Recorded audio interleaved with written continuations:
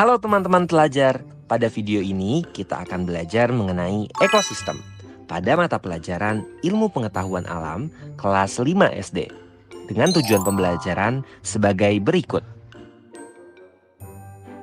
Berikut adalah materi yang akan kita pelajari pada video ini. Pernahkah kamu mengunjungi sebuah hutan untuk berwisata? Apa yang kamu lihat di sana? Kamu mungkin akan melihat barisan pepohonan yang lebat, pohon yang tumbuh merambat, rumput, atau semak belukar. Ada juga hewan yang berjalan di darat dan udara, seperti burung, serangga, dan masih banyak yang lainnya. Bukan hanya itu, di hutan juga pasti ada tanah, udara, air, dan cahaya matahari. Semua itu adalah bagian dari ekosistem hutan. Apa itu ekosistem? Ekosistem adalah kumpulan makhluk hidup atau biotik dan benda tak hidup atau abiotik yang saling berinteraksi dan bergantung satu sama lain. Komponen biotik adalah manusia, hewan, tumbuhan, dan berbagai mikroorganisme yang tidak terlihat. Sedangkan komponen abiotik adalah cahaya matahari, air, udara, bebatuan, dan tanah. Komponen biotik tersusun dari individu, populasi, dan komunitas. Individu adalah makhluk hidup tunggal, misalnya seekor ikan. Populasi adalah kumpulan individu yang sejenis, misalnya populasi ikan. Komunitas adalah kumpulan populasi yang hidup di suatu tempat, misalnya dalam suatu kolam terdapat populasi ikan, populasi teratai, dan populasi ganggang. Dua jenis makhluk hidup di dalam ekosistem dapat saling berinteraksi satu sama lain. Kompetisi adalah persaingan dua makhluk hidup.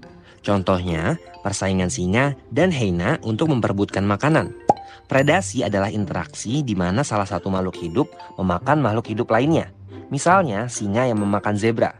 Simbiosis mutualisme adalah interaksi yang saling menguntungkan. Contohnya, interaksi bunga dan lebah. Bunga untung karena dibantu penyerbukannya, sedangkan lebah untung karena mendapatkan madu dari bunga. Simbiosis paratisme adalah interaksi yang merugikan salah satu pihak, sedangkan yang lainnya diuntungkan. Contohnya, interaksi benalu dan pohon mangga. Benalu untung karena mendapatkan makanan dari pohon mangga. Sebaliknya, pohon mangga rugi karena makanan diambil oleh benalu. Simbiosis komensalisme adalah interaksi yang menguntungkan satu pihak, sedangkan pihak lainnya tidak diuntungkan atau dirugikan. Contohnya, interaksi anggrek dan pohon.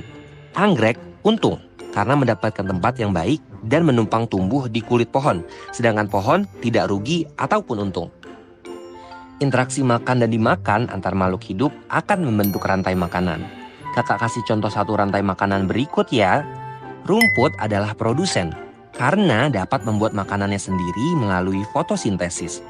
Rumput dimakan oleh belalang yang merupakan konsumen satu atau primer. Belalang dimakan oleh katak yang merupakan konsumen 2 atau sekunder. Katak dimakan oleh ular yang merupakan konsumen 3 atau tersier. Ular dimakan oleh elang yang merupakan konsumen puncak karena tidak dimakan lagi oleh hewan lain. Terakhir, sisa tumbuhan dan hewan yang mati akan diurai oleh pengurai atau dekomposer seperti bakteri, cacing, atau jamur. Konsumen pada rantai makanan adalah hewan herbivora, karnivora, dan omnivora. Herbivora ini suka makan tumbuhan, contohnya kambing dan kuda. Karnivora suka makan daging, contohnya singa dan elang. Sedangkan omnivora suka makan tumbuhan sekaligus daging, contohnya ayam dan monyet. Ekosistem bukan hanya hutan loh, ekosistem banyak sekali jenisnya. Ekosistem alami terbentuk secara alami, tanpa campur tangan manusia, contohnya hutan alami, sungai, dan laut. Sedangkan ekosistem buatan sengaja dibuat oleh manusia, contohnya kolam dan sawah. Ekosistem juga dikelompokkan menjadi ekosistem darat dan ekosistem air. Ekosistem darat terbagi menjadi 6, yaitu yang pertama ekosistem hutan hujan tropis yang memiliki curah hujan tinggi dan lembab. Jenis hewan dan tumbuhan di hutan ini sangat beragam. Kedua, ekosistem sabana, yaitu rumput diselingi dengan pohon palem. Ketiga, ekosistem padang rumput, yaitu area rumput yang luas dan diselingi dengan semak. Keempat, ekosistem gurun atau padang pasir yang kering dan panas. Kelima, ekosistem taiga, yang biasanya tersusun dari satu jenis tumbuhan seperti cemara atau pinus. Keenam, ekosistem tundra yang dingin dan hanya bisa ditumbuhi oleh lumut. Nah, sedangkan ekosistem air terbagi menjadi 3. Yang pertama, ekosistem air tawar. Contohnya, danau, kolam, dan sungai. Kedua, ekosistem air asin. Contohnya, terumbu karang dan laut dalam. Ketiga, ekosistem air payau adalah peralihan antara air tawar dan air asin. Contohnya, ekosistem muara sungai dan teluk pantai. Teman-teman, keseimbangan ekosistem harus selalu dijaga ya. Keseimbangan ekosistem dapat terganggu karena bencana alam atau aktivitas manusia, seperti penebangan hutan, perburuan ilegal, dan pencemaran limbah. Nah, setelah kamu tahu tentang ekosistem, gimana ya biar jadi bijak? Kamu bisa membantu dengan cara memelihara keseimbangan ekosistem. Mudah kok, kita bisa memulai dengan membuang sampah pada tempatnya, mendaur ulang sampah, atau menanam pohon. Nah, telah usai pembahasan dari video ini, terima kasih telah menonton, semoga bermanfaat. Teman-teman, setelah menonton video tadi, yuk kita kerjakan soal mengenai ekosistem ini.